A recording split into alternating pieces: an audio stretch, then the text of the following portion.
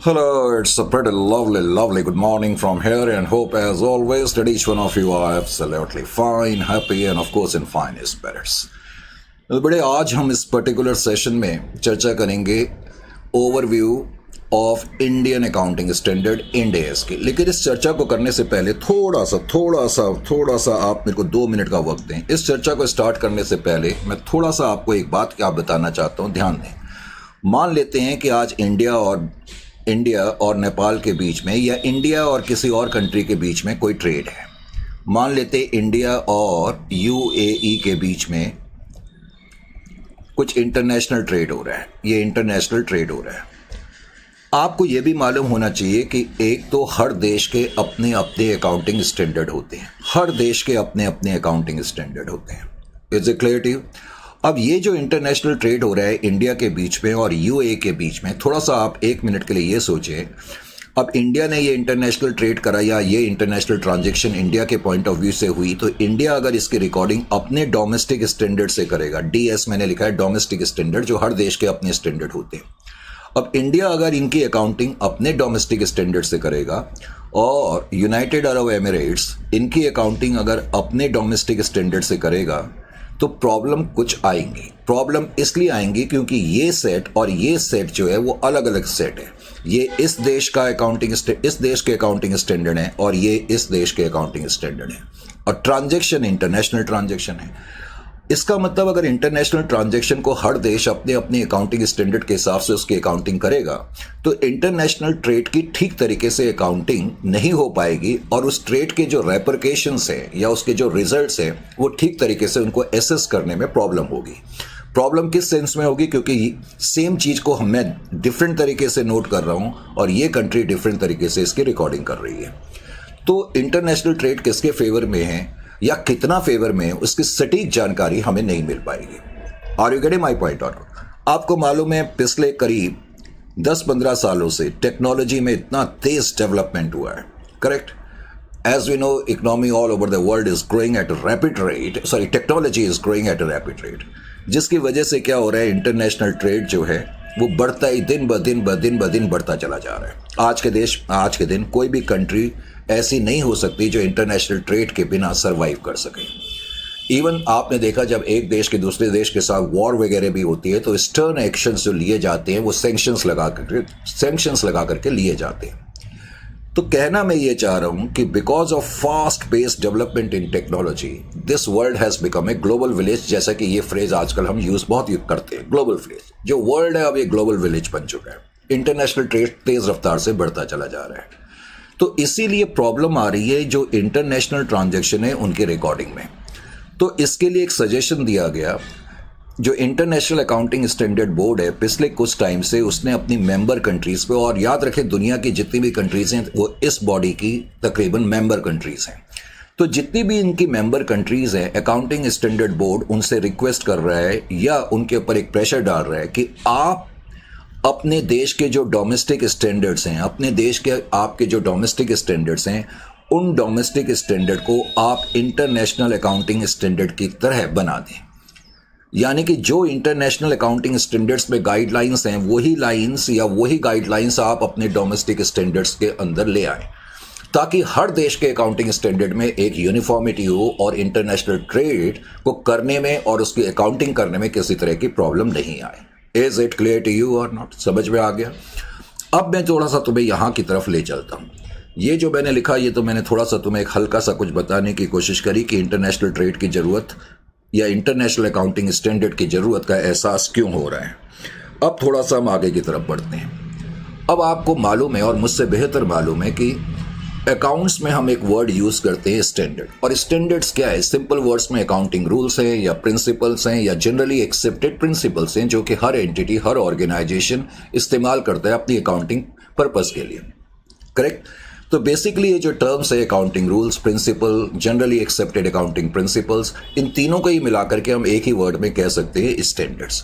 दूसरी चीज़ आपको ये मालूम होनी चाहिए, जो स्टैंडर्ड्स होते हैं, एक तो हर देश के अपने अपने स्टैंडर्ड होते हैं, जैसा कि कुछ लम्हा पहले मैंने कहा हर देश के अपने स्टैंडर्ड्स होते हैं जिनको कि हम नेशनल स्टैंडर्ड या डोमेस्टिक स्टैंडर्ड या आम बोलचाल की भाषा में घरेलू स्टैंडर्ड कह सकते हैं। उसके अलावा एक इंटरनेशनल स्टैंडर्ड्स होते हैं, international standard. Is it clear to you?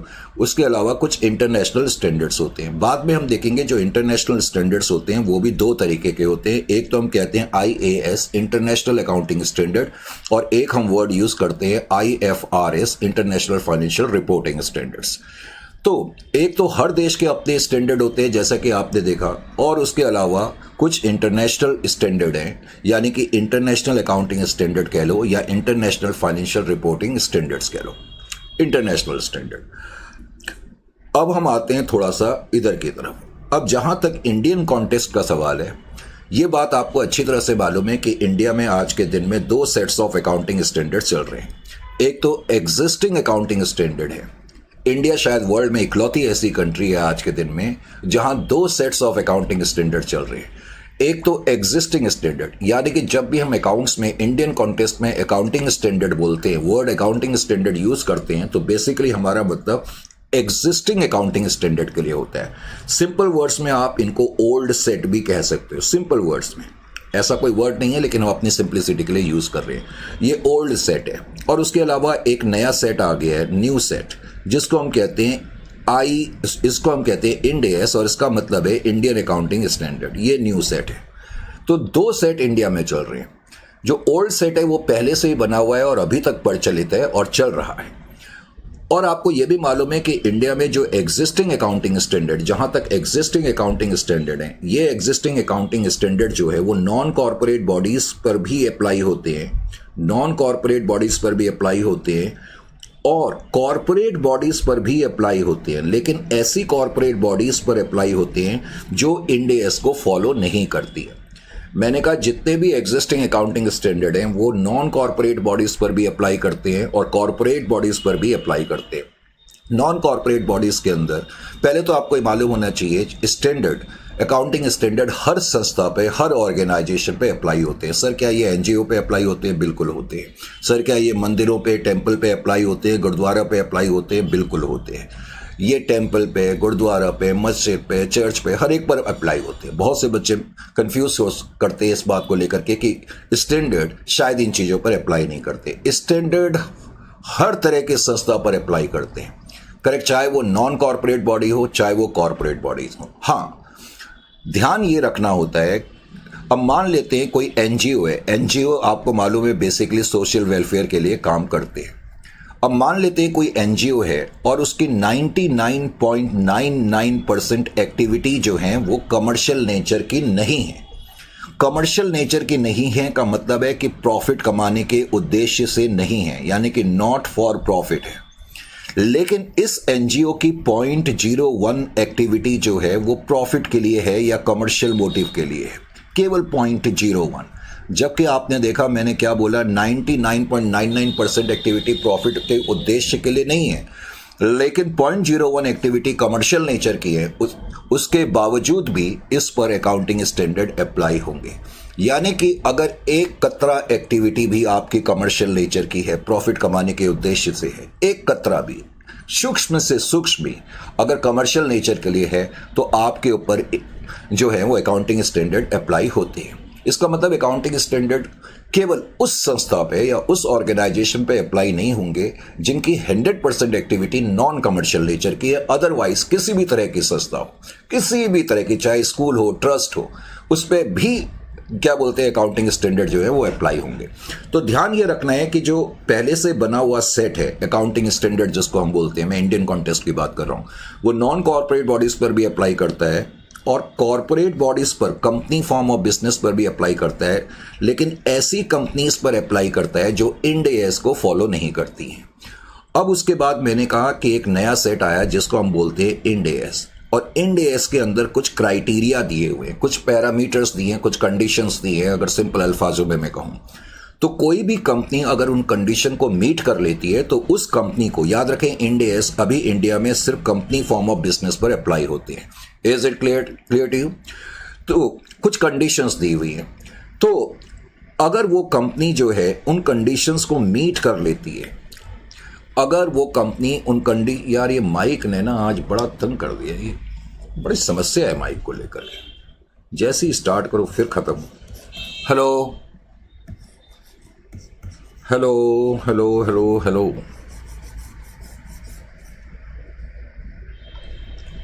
ये बड़ा समस्या है।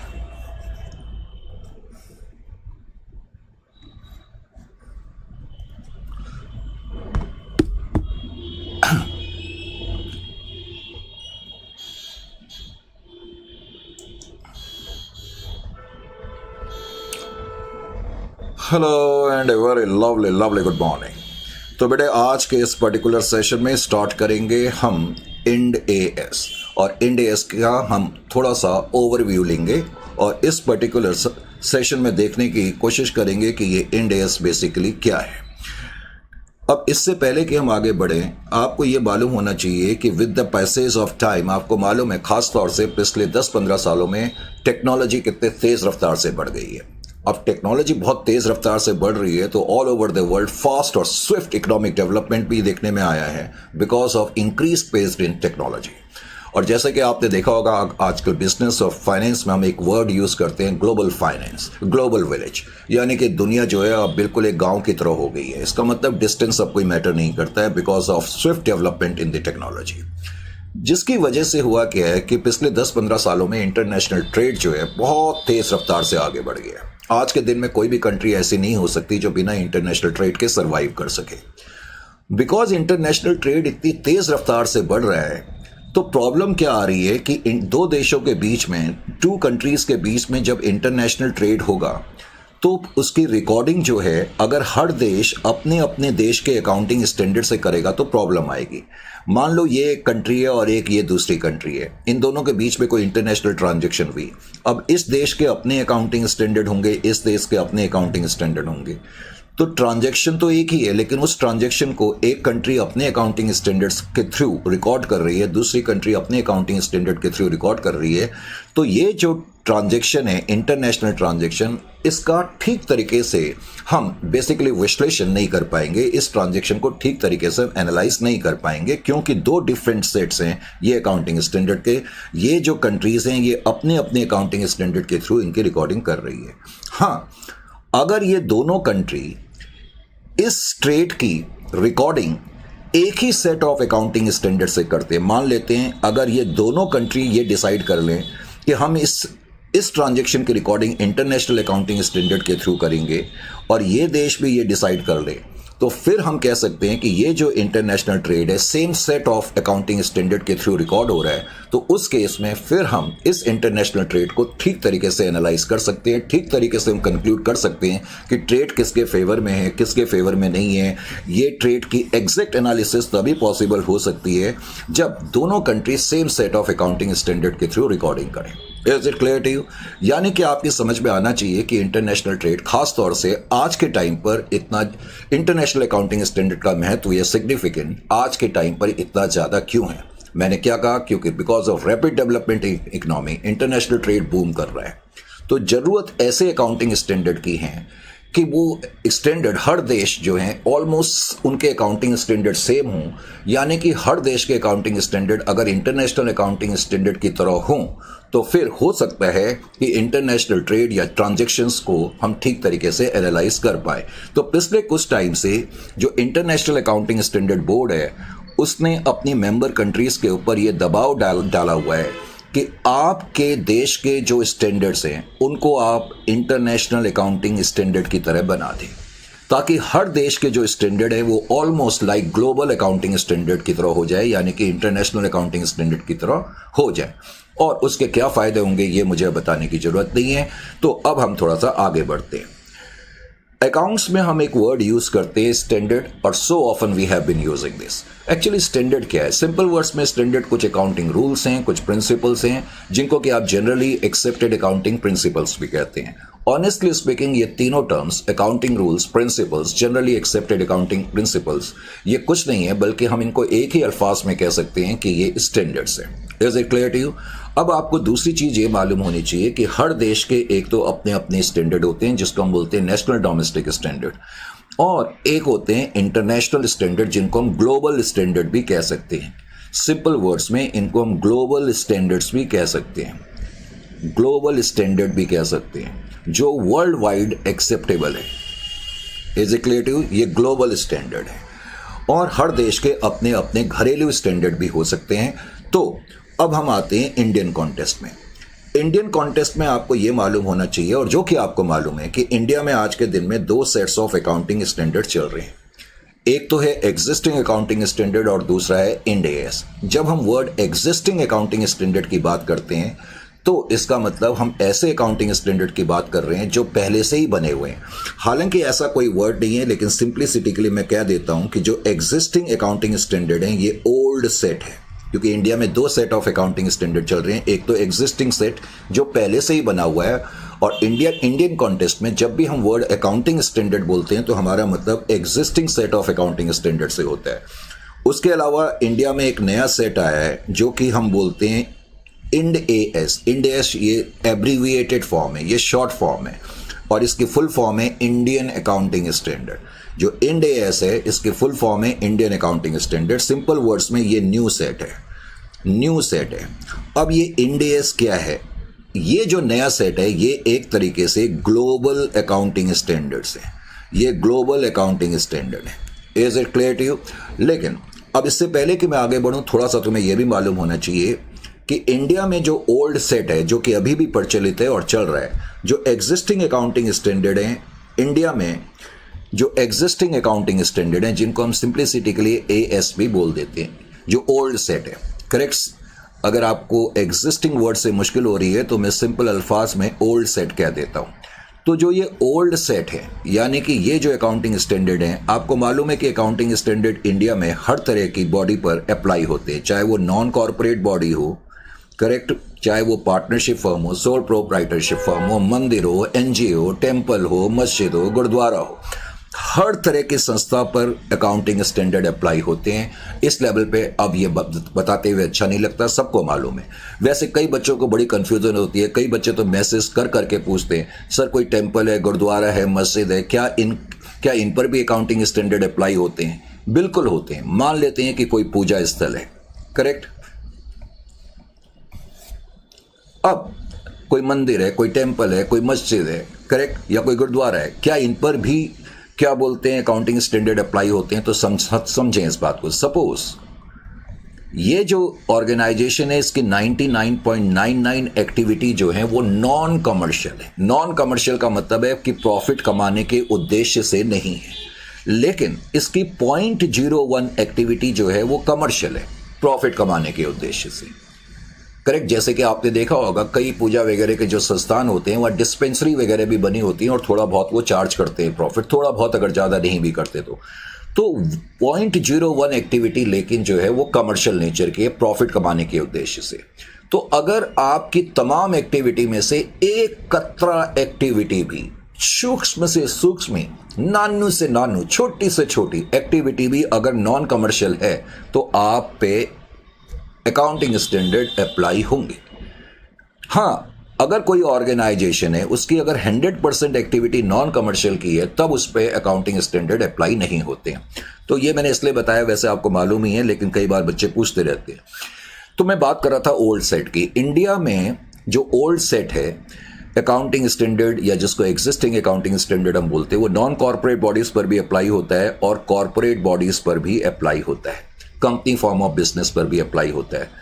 लेकिन ऐसी कंपनीज पर ही अप्लाई होता है जो इंड एएस को फॉलो नहीं करती हैं, क्योंकि most of the companies India में आज के दिन में इंड एएस फॉलो करती है। तो कई बच्चे क्वेश्चन पूछते हैं इस बात को भी, सर जो एग्जिस्टिंग अकाउंटिंग स्टैंडर्ड है ये तो हमें पता है कि नॉन कॉर्पोरेट बॉडीज पर अप्लाई होता है, क्या कंपनीज पर भी अप्लाई होता है? होता है, लेकिन ऐसी कंपनीज पर अप्लाई होता है जो इंड एएस के दायरे में नहीं आती, क्योंकि इंड एएस को वही कंपनी फॉलो कर सकती है जो इंड एएस में दिए हुए पैरामीटर्स या कंडीशंस को सेटिस्फाई करेगी। तो अगर उन पैरामीटर्स को कोई कंपनी सेटिस्फाई करती है तो वो इंड एएस फॉलो करती है, अदरवाइज उसको एग्जिस्टिंग अकाउंटिंग स्टैंडर्ड ही फॉलो करने पड़ेंगे। ये तो रही घरेलू अकाउंटिंग स्टैंडर्ड की बात, यानी कि जो इंडिया के डोमेस्टिक अकाउंटिंग स्टैंडर्ड हैं, ये सेट पहले से ही चला आ रहा है। लेकिन मैंने जैसा कि कहा, समय के हिसाब से चेंज होना पड़ता है, और all over the world international accounting body की ये मुहिम से चल रही है, बड़ी तेज रफ्तार से चल रही है कि हर देश के अकाउंटिंग स्टैंडर्ड में यूनिफॉर्मिटी लाई जाए। इसलिए हर देश को ये कहा जा रहा है कि आपके यहाँ आपके जो अकाउंटिंग स्टैंडर्ड हैं उनको आप ग्लोबल अकाउंटिंग स्टैंडर्ड की तरह कर दो, इंटरनेशनल अकाउंटिंग स्टैंडर्ड की तरह कर दो। तो इसीलिए इंडिया ने भी एक नया सेट बनाया और ये नया सेट जो है उसको हम इंडियन अकाउंटिंग स्टैंडर्ड या इंड एएस के नाम से जानते हैं।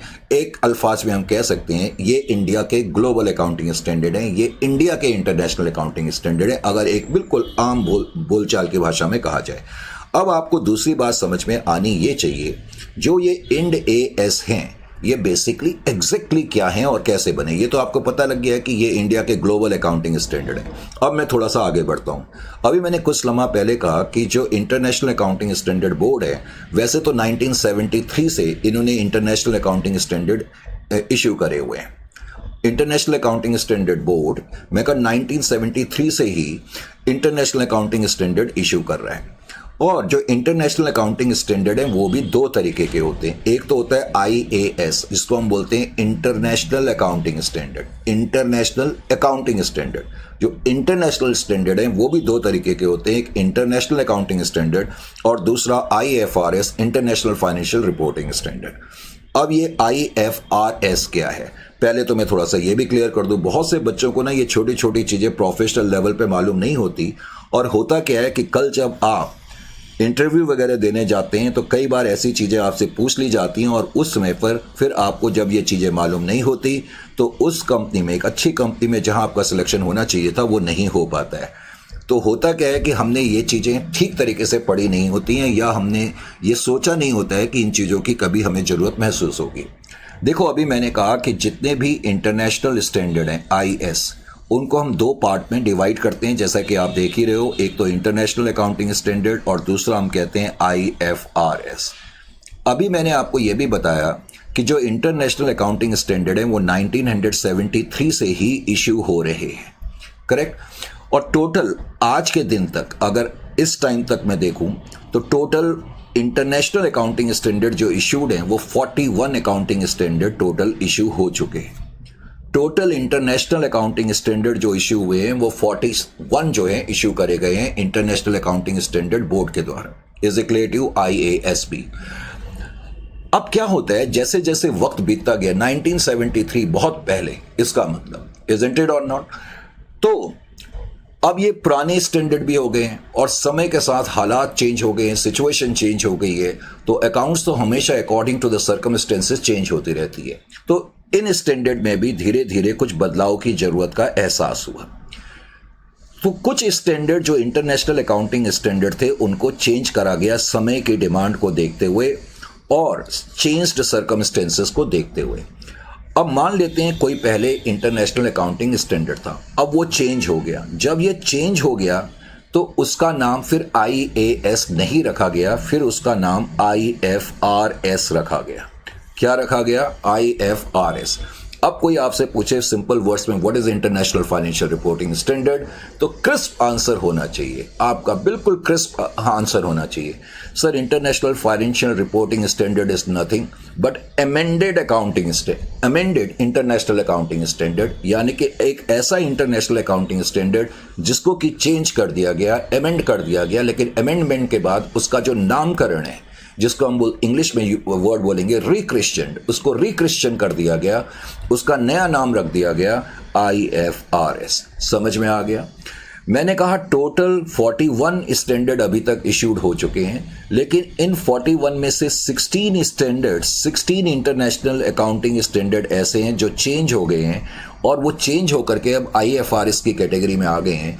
इसलिए आज के दिन में जो IFRS है वो 16 है। Is it clear to you? समझ में आ गया? तो पहले तो ये आपको मालूम होना चाहिए कि इंटरनेशनल अकाउंटिंग स्टैंडर्ड क्या है, इंटरनेशनल फाइनेंशियल रिपोर्टिंग स्टैंडर्ड क्या है। इन दोनों को मिला करके मैं इंटरनेशनल अकाउंटिंग स्टैंडर्ड या ग्लोबल स्टैंडर्ड बोल सकता हूँ। Is it clear to you? तो ग्लोबल स्टैंडर्ड या इंटरनेशनल अकाउंटिंग स्टैंडर्ड दो तरीके के होते हैं, IAS और IFRS। अब आपको दूसरी बात ये समझ में आनी चाहिए, जब इंडिया ने ये नया सेट बनाया तो जाहिर है कि हमारी ये कोशिश थी कि हमारे जो नए अकाउंटिंग स्टैंडर्ड हैं वो ग्लोबल अकाउंटिंग स्टैंडर्ड की तरह हो जाएं। तो जाहिर है कि जब हमने इंड एएस फ्रेम करे, यहाँ मैंने लिखा भी है, जो ये इंड एएस हैं ये बेस्ड हैं। ये बेस्ड किस पर हैं? इंटरनेशनल अकाउंटिंग स्टैंडर्ड पर। ये मैंने एरो भी करा हुआ है। तो जो ये इंड एएस हैं they are based upon international standard यानी कि ग्लोबल स्टैंडर्ड, इसीलिए जो इंड एएस हैं वो एक तरीके से ग्लोबल स्टैंडर्ड है। नंबर वन, अगर मैं ये कह रहा हूं कि इंडियन अकाउंटिंग स्टैंडर्ड जो हैं इंटरनेशनल स्टैंडर्ड पर बेस्ड हैं, तो आपको ये समझ में आ जाना चाहिए, मैं कहना ये चाह रहा हूं कि जो इंड एएस हैं या तो वो इंटरनेशनल अकाउंटिंग स्टैंडर्ड पर बेस्ड हैं और या फिर वो IFRS पर बेस्ड है। Is it clear to you? बात ये आपकी समझ में आ जानी चाहिए। तो इंडियन अकाउंटिंग स्टैंडर्ड, अब हुआ क्या, अभी अभी मैंने कहा कि पिछले कुछ टाइम से जो इंटरनेशनल अकाउंटिंग स्टैंडर्ड बोर्ड है उसकी ये कोशिश तो चली रही थी कि हर कंट्री जो है अपने देश के अकाउंटिंग स्टैंडर्ड जो है वो ग्लोबल अकाउंटिंग स्टैंडर्ड कर दे या इंटरनेशनल अकाउंटिंग स्टैंडर्ड की तरह कर दे। अब दुनिया में कुछ कंट्रीज हैं, खास तौर से जितनी भी यूरोपियन कंट्रीज हैं, to be very honest with you, जितनी भी यूरोपियन कंट्रीज हैं, इन कंट्रीज ने क्या करा, इन लोगों ने तो जो इंटरनेशनल स्टैंडर्ड थे उनको एज इट इज अडॉप्ट कर लिया। जैसे यूके है, अब यूके के अपने कोई अकाउंटिंग स्टैंडर्ड नहीं है, यूके के जो हैं वो इंटरनेशनल फाइनेंशियल रिपोर्टिंग स्टैंडर्ड ही हैं, यानी कि उनके देश में जो अकाउंटिंग होती है वो IFRS के हिसाब से होती है। और most of the European countries के अपने अपने देश के कोई स्टैंडर्ड नहीं है, उन्होंने इंटरनेशनल अकाउंटिंग स्टैंडर्ड को एज इट इज अडॉप्ट करके रख लिया। Is it clear to you? लेकिन at the same time India ने क्या करा, ये बात भी आपकी समझ में आनी चाहिए। अब चाहती तो इंडिया भी एक नया सेट बनाने की बजाय सीधा इंटरनेशनल अकाउंटिंग स्टैंडर्ड को अडॉप्ट कर सकती थी, इंडिया भी कर सकती थी, करेक्ट। पहले बातचीत ये चल भी रही थी कि क्यों ना एक नया सेट बनाने की क्या जरूरत है, हमें ग्लोबल अकाउंटिंग स्टैंडर्ड का सेट तो चाहिए ही, क्यों ना हम इंटरनेशनल स्टैंडर्ड को ही अडॉप्ट कर लेते हैं। लेकिन तब समस्या की ये आई, आपको मालूम है इंडिया एक बहुत बड़ी कंट्री है, यहाँ डाइवर्स कल्चर है, करेक्ट। तो अगर हम अडॉप्ट कर लेते एज इट इज तो कुछ प्रॉब्लम हमें फेस करनी पड़ सकती थी बिकॉज ऑफ डाइवर्सिटी। और इंडिया में जो ट्रेड होता है वो भी अपने आप में बहुत डाइवर्सिफाइड है। तो इंडिया बहुत बड़ी कंट्री है, तो यहाँ फिर डिफरेंट लॉज हैं, डिफरेंट ट्रेडिशंस हैं, डिफरेंट कस्टम्स हैं, डिफरेंट प्रैक्टिसेस हैं। इज इट, लोगों का अप्रोच कुछ का कंजर्वेटिव है तो कुछ का बड़ा मॉडर्न आउटलुक है, कुछ का पेसिमिस्टिक व्यू है तो कुछ का ऑप्टिमिस्टिक व्यू है। तो कहने का मतलब बिकॉज ऑफ डाइवर्सिटी अल्टीमेटली ये डिसीजन लिया गया कि हम जो इंटरनेशनल स्टैंडर्ड्स हैं हम उनको एज इट इज अडॉप्ट ना करें, बल्कि हम क्या करेंगे, जो हमारे ये जो एग्जिस्टिंग अकाउंटिंग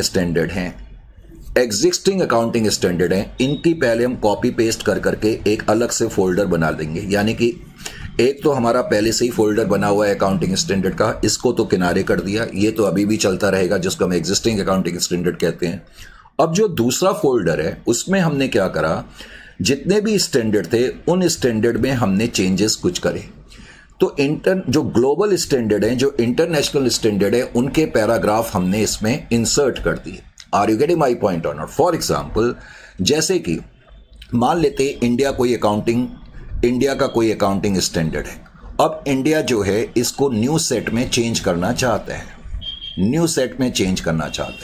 करेक्ट। तो मैंने क्या करा, जो मेरा एग्जिस्टिंग अकाउंटिंग स्टैंडर्ड था उसमें से स्टैंडर्ड पहले तो बाहर निकाल लिया, सारा स्टैंडर्ड मैंने ओपन कर लिया। एक स्टैंडर्ड में कई पैराग्राफ होते हैं, फिर मैंने उसी से रिलेटेड इंटरनेशनल स्टैंडर्ड को देखा, उसमें भी बहुत सारे पैराग्राफ हैं। तो मैंने अपने इन पैराग्राफ को इन स्टैंडर्ड की तरह कर दिया। तो इसका मतलब ये जो मेरा पहले अकाउंटिंग स्टैंडर्ड था अब ये क्या बन गया, इंड एएस बन गया, यानी कि ये ग्लोबल अकाउंटिंग स्टैंडर्ड बन गया। लेकिन जब हमने अपने अकाउंटिंग स्टैंडर्ड को इंटरनेशनल अकाउंटिंग स्टैंडर्ड में तब्दील करा, तो मैंने अभी कहा कि हमने जो ग्लोबल स्टैंडर्ड्स हैं उनको एज इट इज अडॉप्ट नहीं करा। हमने क्या करा, हमने ये देखा उसमें जो पैराग्राफ हमारे काम के थे उन पैराग्राफ को तो हमने इंक्लूड करा, और कुछ पैराग्राफ उन स्टैंडर्ड में ऐसे थे जो हमें लगा कि इंडियन कॉन्टेक्स्ट में ठीक नहीं है उनको रखना, तो हमने उन पैराग्राफ को नहीं लिया। समझ में आया? सपोज एक इंटरनेशनल स्टैंडर्ड है, अब इस इंटरनेशनल स्टैंडर्ड को देख करके मैं इंड एएस बना रहा हूं, कोई एक पर्टिकुलर इंड एएस बना रहा हूं। तो मैंने अभी कहा कि मुझे लगा कि इसके ये पहले 4 पैराग्राफ यूज किए हैं तो मैंने इनको तो रखा, लेकिन मुझे लगा कि इसमें ये जो पैराग्राफ हैं ये काम के नहीं है, मैंने इनको हटा दिया। मैंने जब इसको हटाया तो इसके लिए हम एक वर्ड यूज करेंगे, उसको हम बोलते हैं carve out. Carve out, carve out का मतलब ही होता है CARVE, carve out. Carve out का मतलब है कि मैंने इन पैराग्राफ को हटा दिया। Are you getting my point or not? अब जब मैंने इस स्टैंडर्ड को देखा, मैंने कहा यार ये 4 पैराग्राफ तो काम के, इन 4 को तो इंक्लूड कर लो, और ये 3 पैराग्राफ काम के नहीं है, इनको हटा दो।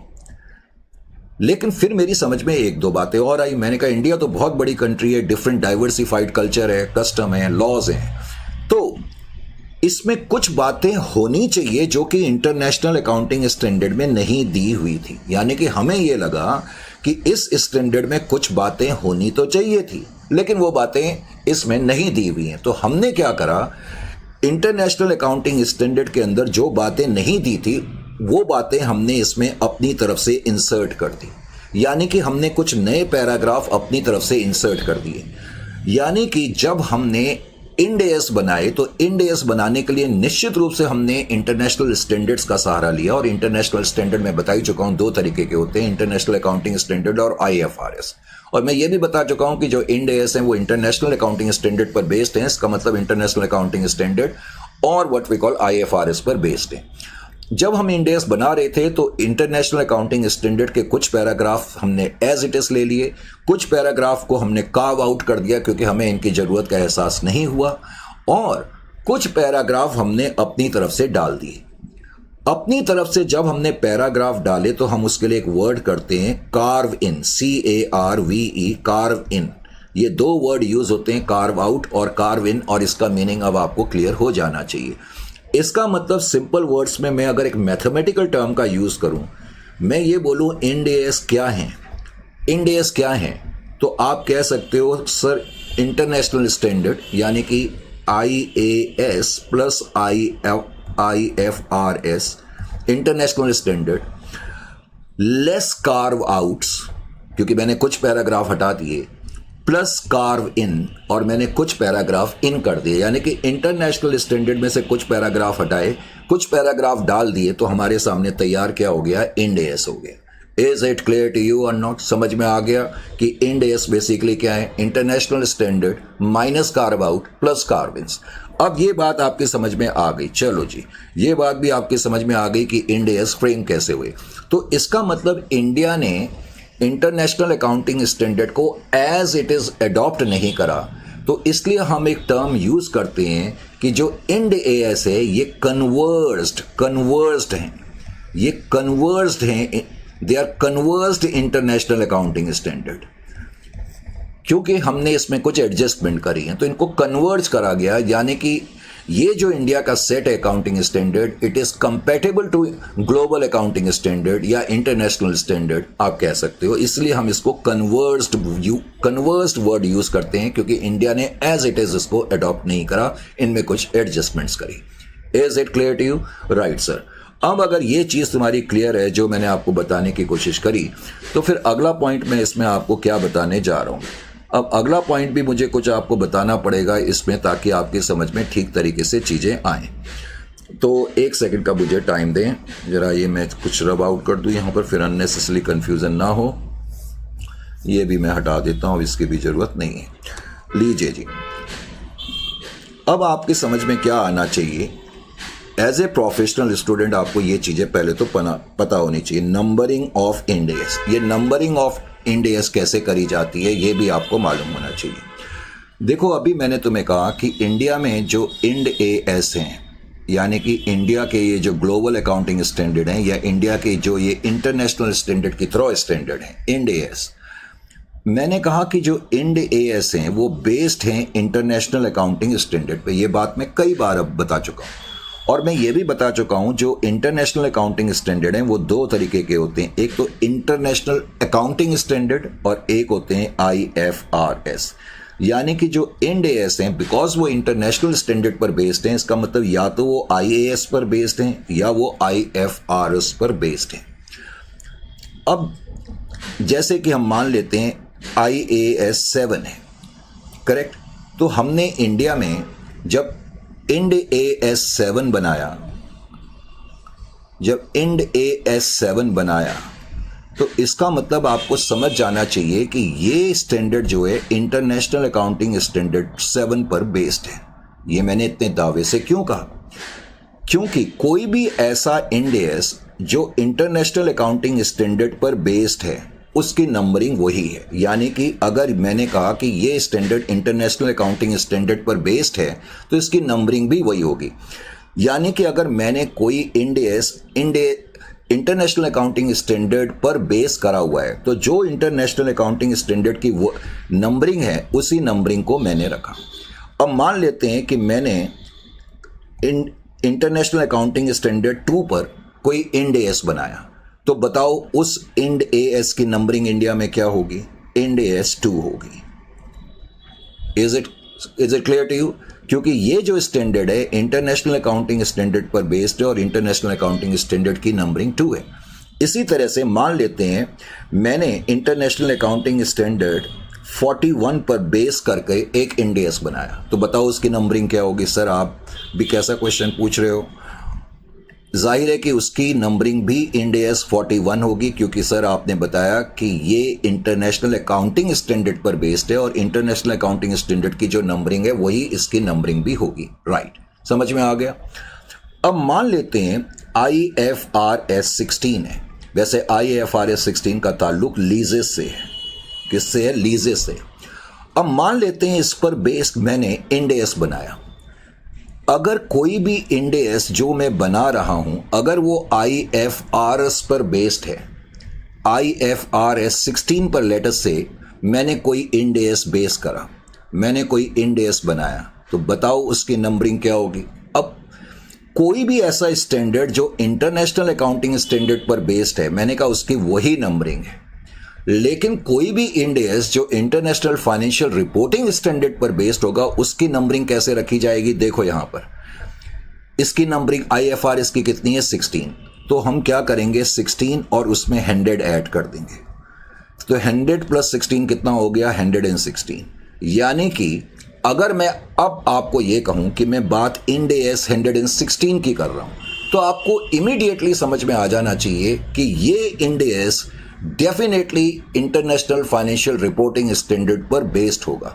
यानी कि कोई भी ऐसा इंड एस इंडिया में जिसकी नंबरिंग जो है 100 पर है, फॉर एग्जांपल जैसे कि इंड एस 105 की मैं बात कर रहा हूं। करेक्ट, इंड एस 105 का ताल्लुक वैसे non current asset held for sale से है। खैर अभी उतना डीप में आपको जाने की जरूरत नहीं, अभी आप सिर्फ इतना समझें।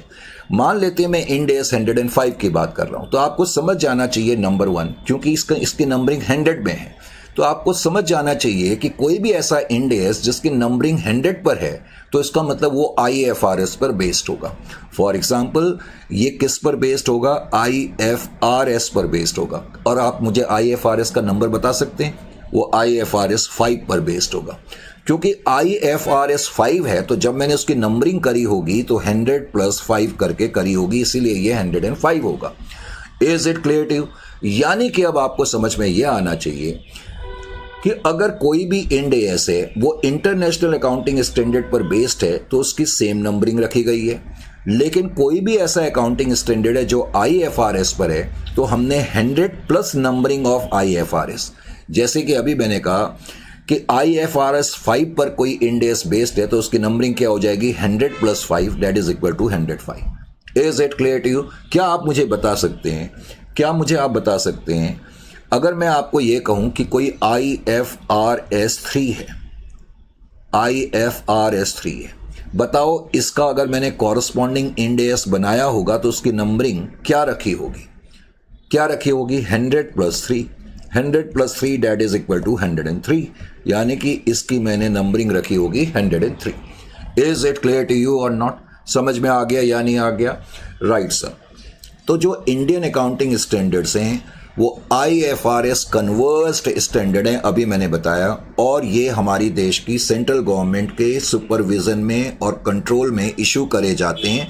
लेकिन एट द सेम टाइम जब मैं कंट्रोल की बात करता हूं, मैंने कहा they are issued by central government under the supervision and control of accounting standard board of ICI and in consultation with वैसे पहले तो हम यूज करते थे national advisory committee on accounting standard board, लेकिन अब इसका नाम भी चेंज हो गया। अब ये जो पहले जिसको हम नेकास कहते थे, national advisory committee on accounting standard, अब इसका नाम चेंज हो गया, इसको नेफ्रा कहते हैं, नेशनल फाइनेंशियल रिपोर्टिंग अथॉरिटी।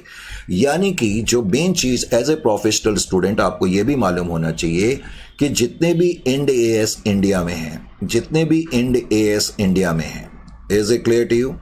इनको इशू कौन करता है? इनको इशू करी जाती हैं, इनको इशू करा जाता है सेंट्रल गवर्नमेंट के द्वारा। जब मैं सेंट्रल गवर्नमेंट की बात करता हूं तो इसका मतलब मिनिस्ट्री ऑफ कॉर्पोरेट अफेयर्स, जो कि गवर्नमेंट मिनिस्ट्री है, इसलिए हम कहते हैं सेंट्रल गवर्नमेंट।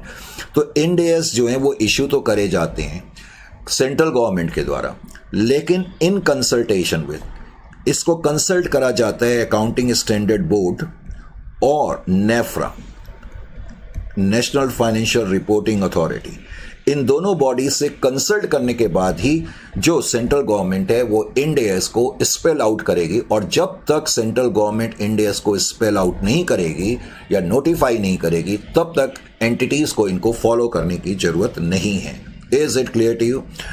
फिर core crux of Ind AS का कोर क्रक्स क्या है, कोर थीम क्या है? मैंने आपको बताया ग्लोबलाइजेशन एंड लिबरलाइजेशन की वजह से इंड एएस बढ़ा। उसके अलावा जो इंड एएस होती हैं, जब कोई एंटिटी इंड एएस को फॉलो करती है तो देखने में ये आता है उसमें ग्रेटर ट्रांसपेरेंसी है। और अगर दुनिया की सारी कंट्रीज इंटरनेशनल अकाउंटिंग के तहत रिकॉर्डिंग करेंगी तो जाहिर है फिर ज़्यादा कंपेरेबिलिटी पॉसिबल है फाइनेंशियल स्टेटमेंट में।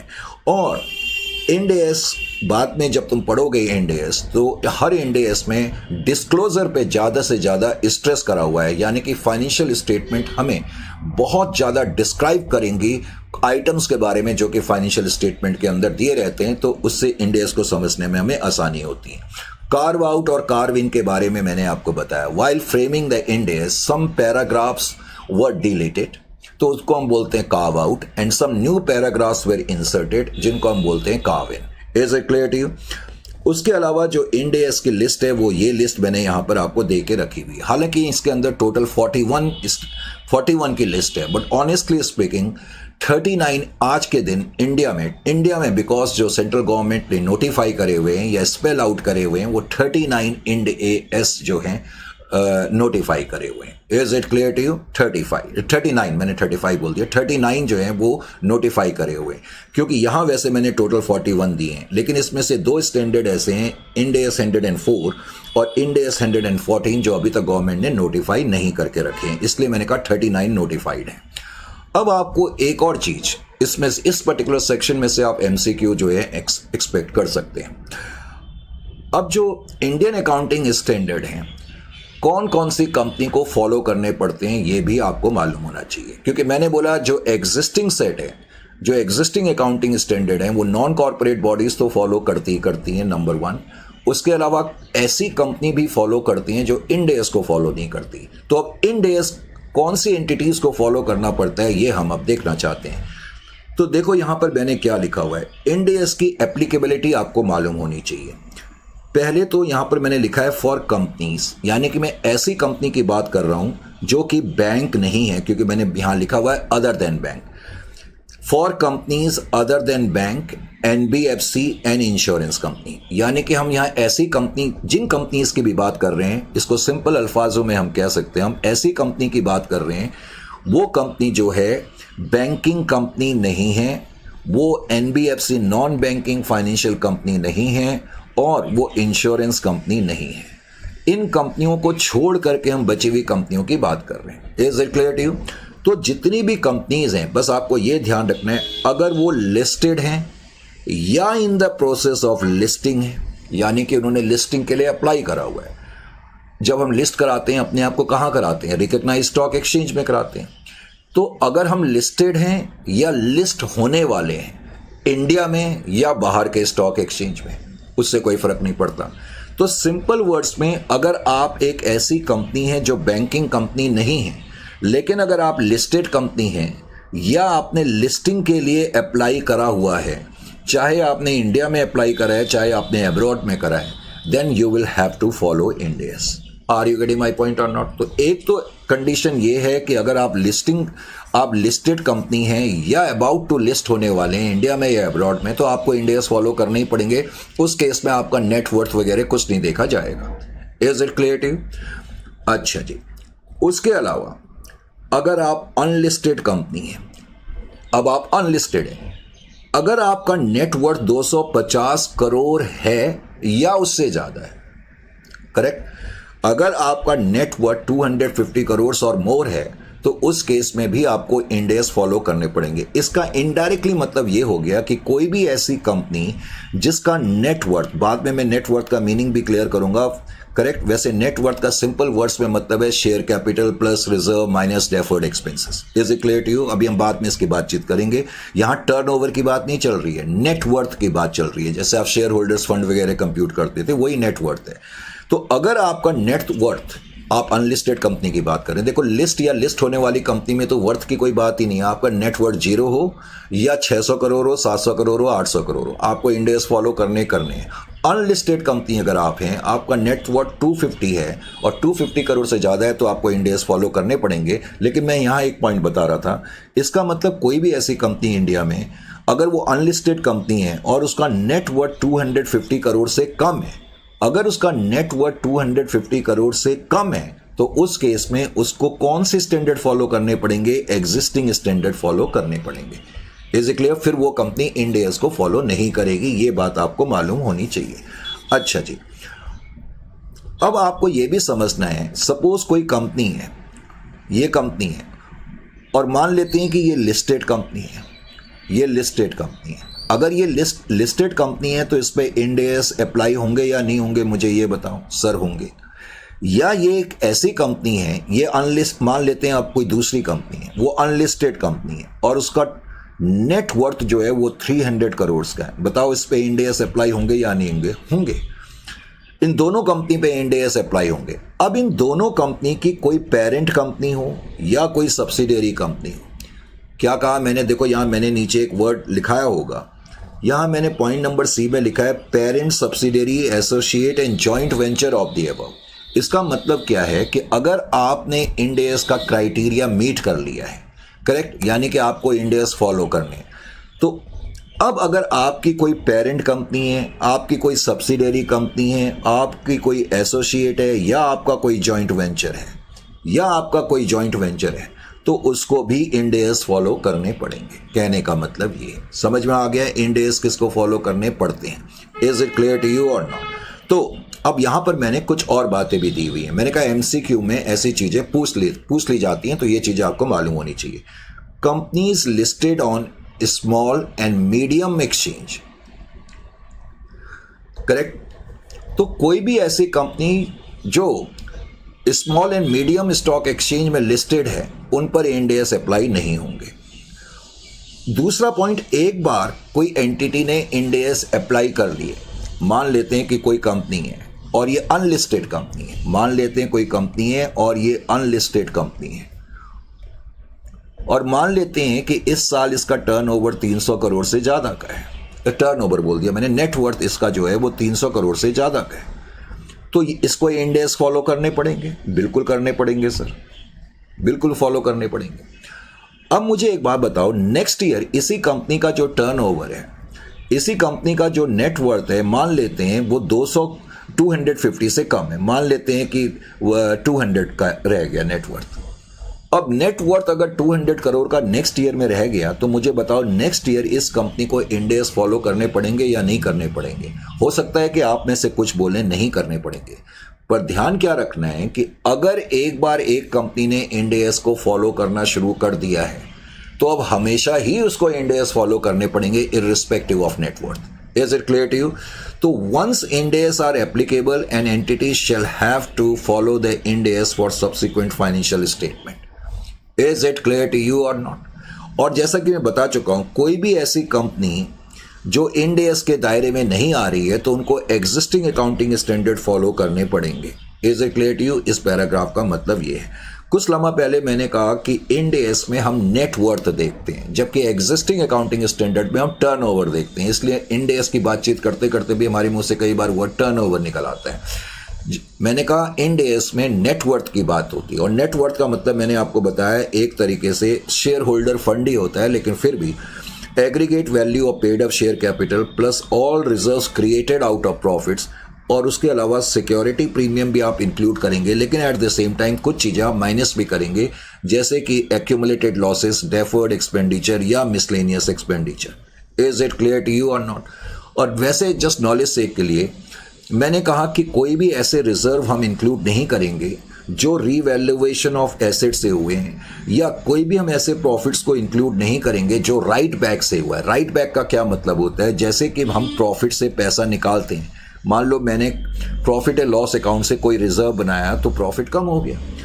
अब राइट बैक का मतलब है सपोज मैंने रिजर्व से दोबारा पैसा प्रॉफिट और लॉस अकाउंट में डाल दिया किसी कारण से, तो राइट बैक वाले प्रॉफिट्स को इंक्लूड नहीं करेंगे, ये भी आपको मालूम होना चाहिए। तो मेन तो आपको यही पार्ट आपको मालूम होना चाहिए कि कौन सी कंपनी पे इंड एस फॉलो होते हैं। तो कोई भी ऐसी कंपनी जो बैंकिंग नहीं है, एनबीएफसी नहीं है और इंश्योरेंस कंपनी नहीं है, अगर वो लिस्टेड है या लिस्ट होने वाली है, और या फिर वो अनलिस्टेड कंपनी है लेकिन उसका जो नेटवर्थ है वो 250 करोड़ या उससे ज़्यादा का है, तो उन पे इंड एस फॉलो होंगे, और इनकी जो पेरेंट कंपनी होंगी, सब्सिडियरी एसोसिएट कंपनी होंगी, जॉइंट वेंचर होंगी, उनको भी इंड एस फॉलो करने पड़ेंगे। लेकिन एट द सेम टाइम अगर कोई कंपनी लिस्ट है स्मॉल एंड मीडियम एंटरप्राइज के एक्सचेंज में, स्टॉक एक्सचेंज में, तो उस केस में फिर उस पर इंड एस अप्लाई नहीं होते हैं, ये भी ध्यान में रखना है। जैसे नेटवर्थ का मीनिंग भी मैंने क्लियर करा। अब हम बारी आती है नॉन बैंकिंग फाइनेंशियल कंपनी की, एनबीएफसी की। अब जहां तक एनबीएफसी का सवाल है, जितनी भी नॉन बैंकिंग फाइनेंशियल कंपनी है उनका भी यही रूल है जो अभी मैंने तुम्हें बताया, उनका भी यही रूल है। इस समय प्रेजेंट सिचुएशन क्या है, बिकॉज हम प्रेजेंट सिचुएशन की बात कर रहे हैं। प्रेजेंट सिचुएशन वही है कि कोई भी ऐसी एनबीएफसी जो लिस्टेड है या लिस्ट होने वाली है इंडिया में या अब्रॉड में, नंबर 1, या फिर कोई भी ऐसी एनबीएफसी जो अनलिस्टेड है लेकिन उसका जो नेटवर्थ है वो 250 करोड़ है या उससे ज़्यादा का है, तो ऐसी कंपनी को इंड एस फॉलो करने पड़ेंगे। और जाहिर है कि इन कंपनी की कोई holding, subsidiary, joint venture, associate होगा तो उनको भी इंड एस फॉलो करने पड़ेंगे। Is it clear to you? और बाकी इसमें भी वही पॉइंट है, नीचे जो मैंने ये 3 पॉइंट लिखे हैं वो आपको ध्यान में रखना है। तो इसका मतलब जो एनबीएफसी हैं और जो नॉर्मल कंपनीज हैं तक उनकी जो क्राइटेरियाज हैं वो तकरीबन सेम है। अब हम आते हैं शेड्यूल्ड कमर्शियल बैंक पे। तो scheduled commercial bank excluding RRBs, वैसे तुम्हें इतना डीप में जाने की जरूरत नहीं है, ये आरआरबी क्या होते हैं, इनको रूरल रीजनल बैंक्स कहते हैं, करेक्ट। अब यहां पर एक प्रॉब्लम ये है कि आज के दिन में, अब तुम्हें ये चीजें पढ़ने की जरूरत ही नहीं है, आज के दिन में बैंक को इंड एस फॉलो नहीं करने हैं। जितनी भी बैंकिंग कंपनीज हैं आपको बस ये ध्यान रखना है, टिल दिस डेट जो बैंकिंग कंपनीज हैं उनको इंड एस फॉलो नहीं करने हैं, क्योंकि इनकी डेफरमेंट कर दी गई है। बीच में तो नोटिस आया था कि इस डेट से इनको फॉलो करने हैं, फिर वो नोटिस वापस ले लिया, फिर क्या बोलते दोबारा नोटिस आया, फिर उसको वापस ले लिया, और अल्टीमेटली आरबीआई ने ये कह दिया कि जब तक कि हम कोई नया नोटिस नहीं करेंगे तब तक बैंकिंग कंपनी को इंड एस फॉलो करने की जरूरत नहीं है। तो आज के दिन में, बिकॉज हमने तो आज के दिन की चर्चा करनी है, तो टिल दिस डेट, आज के दिन तक अब बैंकिंग कंपनीज पे इंड एस अप्लाई नहीं होते। बैंकिंग कंपनी अभी भी अपने बैंकिंग रेगुलेशन एक्ट के हिसाब से अकाउंटिंग करेगी, लेकिन जो अपनी फाइनेंशियल स्टेटमेंट बनाएंगी वो शेड्यूल के हिसाब से ही बनाएंगी, शेड्यूल 3 के हिसाब से। Is it clear to you? यहाँ मैंने रीजनल रूरल बैंक का मीनिंग लिखा है, ये आपकी नॉलेज से के लिए, अगर आप इसको पढ़ना चाहते हैं, इसका आपके सिलेबस से रिलेटेड कोई यहाँ पर यूज नहीं है, वो मैंने इसलिए लिख दिया। ये छोटी छोटी चीजें कई बार आपसे पूछ ली जाती है इंटरव्यू में, जब भी आपका समय हो तो इसको पढ़ लेना, एग्जामिनेशन के पॉइंट ऑफ व्यू से इसकी जरूरत नहीं है। फिर आता है इंश्योरेंस कंपनी। अब मैंने शुरू में ये कहा था ऐसी कंपनी जो कि बैंकिंग कंपनी नहीं है, इंश्योरेंस कंपनी नहीं है, एनबीएफसी नहीं है, उनके रूल बताए। फिर मैंने एनबीएफसी के भी बताए। फिर हमने ध्यान से देखा तो एनबीएफसी और बाकी कंपनीज के रूल सेम ही है। इसका मतलब बैंकिंग कंपनी के ऊपर तो किसी भी तरीके का दबाव नहीं है आज के दिन में कि उनको इंड एस फॉलो करने हैं। अब रही इंश्योरेंस कंपनी का। अब इंश्योरेंस कंपनी के ऊपर भी अभी तक कोई क्लियर नोटिफिकेशन नहीं है। हालांकि ये कहा हुआ है कि 1 अप्रैल से इनको अपनी फाइनेंशियल स्टेटमेंट्स बनानी पड़ेंगी, पर अभी तक इफेक्टिव डेट जो है वो क्लियर नहीं है। To be very honest with you, अभी तक इफेक्टिव डेट क्लियर नहीं है। हालांकि पहले ये कहा गया था कि इनको 1 अप्रैल 2021 से विद कंपैरेटिव्स जो हैं अपनी फाइनेंशियल स्टेटमेंट बनानी पड़ेंगी, पर राइट नाउ प्रेजेंटली अभी तक जो सिचुएशन है जो देखने में आ रही है कि ये कंपनीज जो इंश्योरेंस सेक्टर की कंपनीज हैं ये भी अपनी अकाउंटिंग अभी जो कर रही हैं एडा के डायरेक्शन में कर रही हैं। हालांकि मैंने कहा डायरेक्शन थी कि 1 अप्रैल 2021 ऑनवर्ड्स इनको जो है अपनी फाइनेंशियल स्टेटमेंट बनानी है इंड एस के हिसाब से। Is it clear to you? तो ये चीज़ें अभी मालूम होनी चाहिए। तो सिंपल वर्ड्स में एनबीएफसी और जनरल कंपनीज पे तो ये अप्लाई है, बैंकिंग कंपनीज पे अभी कोई नोटिस नहीं आया। इंश्योरेंस कंपनी पे कहा यह गया है कि 1 अप्रैल 2021 से आपको बनाना है, लेकिन अभी क्लियर नोटिस इनके बारे में भी नहीं है। तो ये चीज़ें आपको मालूम होनी चाहिए। फिर मैंने यहाँ पर division of schedule 3 to companies act 2013 लिखा है। ये क्या चीज़ है? अब ये मुझे तुम्हें बताने की ज़रूरत नहीं है, मैंने तुम्हें ये बताया हुआ है। कोई भी कंपनी जब अपनी फाइनेंशियल स्टेटमेंट बनाती हैं तो ऐसी कंपनी जो इंड एस के दायरे में नहीं आती, ऐसी कंपनी जो इंड एस के दायरे में नहीं आती हैं उनको तो अपने अकाउंटिंग स्टैंडर्ड, उनको तो अपनी फाइनेंशियल स्टेटमेंट ड्रॉ करनी पड़ती हैं जो शेड्यूल 3 के अंदर डिवीज़न 1 दी गई है उन फॉर्मेट के हिसाब से। कंपनीज एक्ट 2013 का जो शेड्यूल 3 है उसके अंदर 3 डिवीज़न है।